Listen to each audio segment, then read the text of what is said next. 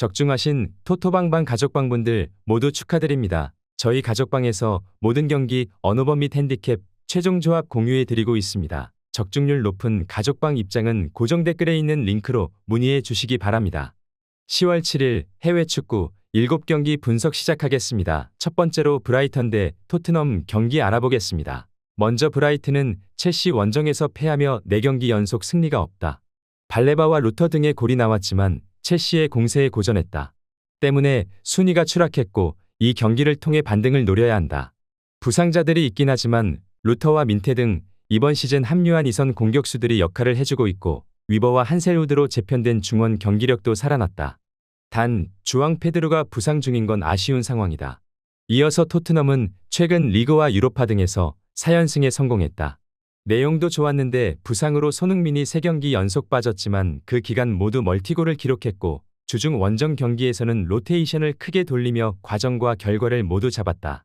반더 벤과 벤탄쿠르가 휴식을 취했고 메디슨과 솔랑케, 쿨루셉스키 등이 짧게 뛰며 이 경기 풀타임 출전이 가능한 상황이다.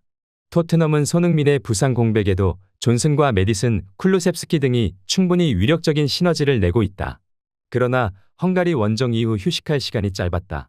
브라이튼은 홈에 이점이 있지만 페드로의 결장이 유력하기에 월백 의존도가 클 것이다. 두 팀이 헛심 공방 끝에 승부를 가리지 못할 것이다. 무승부를 추천합니다. 두 번째로 프랑크푸르트 대 바이에른 뮌헨 경기 알아보겠습니다. 먼저 프랑크푸르트는 개막전 패배 이후 4연승에 성공하며 리그 2위로 치고 나왔다.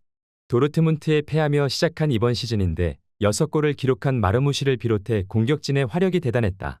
부상이 있던 괴체도 돌아왔고 샤이비와 에비메 등 빠른 선수들의 침투도 좋기에 진지하게 시즌 끝까지 우승 경쟁을 기대할 만하다. 주중 원정 경기에서는 베식타스에 승리하며 흐름을 이어갔다. 이어서 뮌헨은 레버쿠젠의 끈질긴 수비에 고전하며 무승부에 그쳤다. 홈 경기였고 파블로비치의 동점골이 나온 이후 경기를 주도했지만 케인과 올리세가 기회를 날리고 말았다.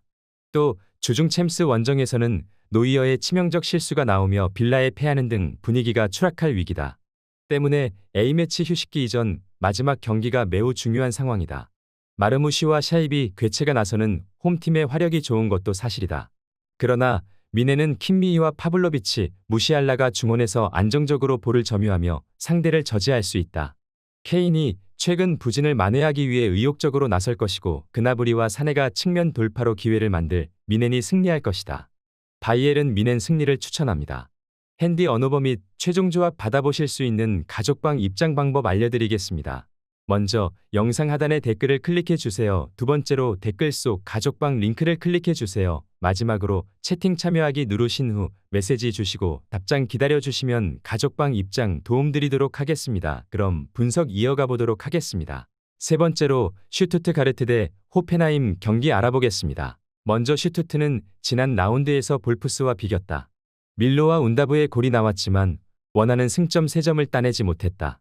또 주중 챔스 홈 경기에서는 스파르타 프라하의 끈질긴 수비에 고전하며 무승부를 기록했다. 그래도 기라시가 떠난 이번 시즌도 폭발적인 화력을 자랑하며 충분히 경쟁력을 보여주고 있다. 데미로비치가 기라시의 공백을 메우고 있고 르월링과 울테메드의 공격 가담도 원활한 모습이다. 이어서 호펜하임은 시즌 초반 부진하며 강등권까지 추락했다. 매 경기 골을 넣었고 멀티골 경기도 심심치 않게 나왔지만 불안한 수비가 발목을 잡았다. 그래도 주중 유로파 경기에서 승리하며 한숨을 돌렸다.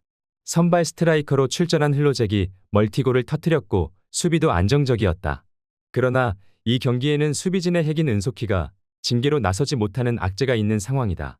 호펜하임은 크라마리치와 스테치 등이 부상으로 풀핏의 몸 상태가 아닌데다 카박과 프롬멜 등 주전 수비수들의 이탈도 있는 상황이다. 원정에서 슈투트 상대로 고전이 예상된다. 운다브가 최전방에 나서 공격을 이끌 수 있고 밀로가 측면을 넘어설 슈투트가 승리할 것이다. 슈투트가르트 승리를 추천합니다. 네 번째로 소시에다드 대 아틀레티코 마드리드 경기 알아보겠습니다. 먼저 소시에다드는 발렌시아를 잡으며 분위기를 끌어올리나 했지만 주중 유로파 홈 경기에서 안더레흐트에 패했다. 마린의 선제골이 나온 이후에도 공세를 늦추지 않았지만 두 골을 허용하며 원하는 결과를 얻지 못했다. 웨야사발과 아구에드, 쿠보 등 주축 선수들을 교체로 넣었고 수시치와 주비멘디 등을 뺀 로테이션이었는데 최악의 결과를 받아들었다. 이어서 아틀레티코는 리그 직전 경기에서 라이벌인 레알 상대로 패하지 않으며 무패를 이어갔다. 코레아가 종료 직전 골을 터뜨리며 팀을 패배의 위기에서 구해냈다. 그러나 그 후 위험한 플레이를 한 요렌테가 퇴장당했기에 이 경기에 나설 수 없고 주중 벤피카 원정에서 패하며 다소 분위기가 추락했다. 소시에다드는 원정을 다녀온 아틀레티코와 달리 홈 연전이기에 이동으로 인한 피로도가 상대적으로 적은 상황이다. 때문에 웨야사발과 멘데스, 쿠보 등이 경기 내내 공격적으로 골을 노릴 것이다. 그러나 대패의 충격을 털어내기 위해 갤러거와 드폴이 중원에서 수비에 치중할 아틀레티코가 쉽게 리드를 허용하지 않을 것이다. 무승부를 추천합니다. 핸디 언어버 및 최종 조합 받아보실 수 있는 가족방 입장 방법 알려드리겠습니다. 먼저 영상 하단의 댓글을 클릭해 주세요. 두 번째로 댓글 속 가족방 링크를 클릭해 주세요. 마지막으로 채팅 참여하기 누르신 후 메시지 주시고 답장 기다려 주시면 가족방 입장 도움드리도록 하겠습니다. 그럼 분석 이어가 보도록 하겠습니다. 다섯 번째로 몬차 대 AS 로마 경기 알아보겠습니다. 먼저 몬차는 시즌 초반 무승에 그치며 최하위로 추락해 있다. 승격 시즌 중위권을 유지하며 세리에 잔류에 성공했는데 이번 시즌은 부진하다. 밀란 주리치와 페시나, 키리아코플로스 등 좋은 선수들이 엔트리에 질비하지만 문제는 부상자도 많다는 점이다. 중원의 핵인 가글리아디니를 비롯해 공격수인 데니 모타 등 6명이 빠져 있다. 그래도 홈이기에 공격적으로 경기에 임할 것으로 보인다. 이어서 로마는 주중 원정 경기에서 엘프스보리에 패했다. 훈멜스와 만치니가 휴식을 취했고 도브비크와 펠레그리니, 크리스탄테 등 팀에서 가장 중요한 선수들이 모두 후반에 들어가는 로테이션을 가동한 대가를 치렀다. 그래도 이 경기에는 정상적인 베스트 11이 출전할 수 있다. 로마는 주중에 북유럽 원정을 다녀오긴 했지만 로테이션을 가동했기에 정상 전력으로 나설 수 있다. 경기력이 시즌 개막 이후 올라오지 않는 몬차 상대로 펠레그리니와 소울레가 공격 작업을 이끌 수 있고 도브비크가 찬스를 해결할 로마가 승리할 것이다. AS 로마 승리를 추천합니다. 여섯 번째로 피오렌티나 대 AC 밀란 경기 알아보겠습니다. 먼저 피오렌티나는 아탈란타전 패배 이후 두 경기에서 승점 4점을 따냈다. 난적인 라치오를 잡았고 무패팀인 엠폴리 원정에서도 패하지 않았다.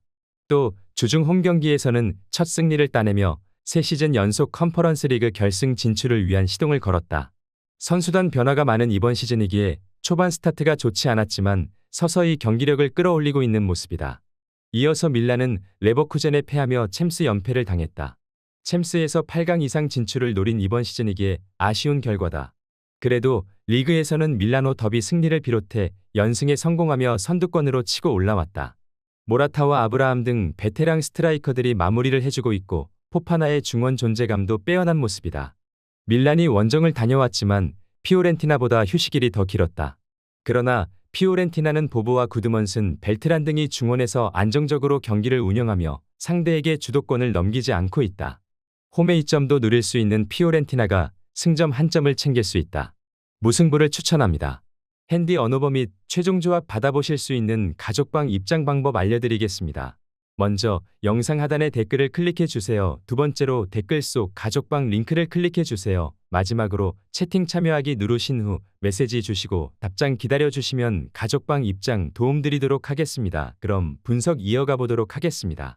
일곱 번째로 니스 대 파리 생제르맹 경기 알아보겠습니다. 먼저 니스는 리그에서 생테티엔 상대로 8득점을 폭발하며 승리했었다.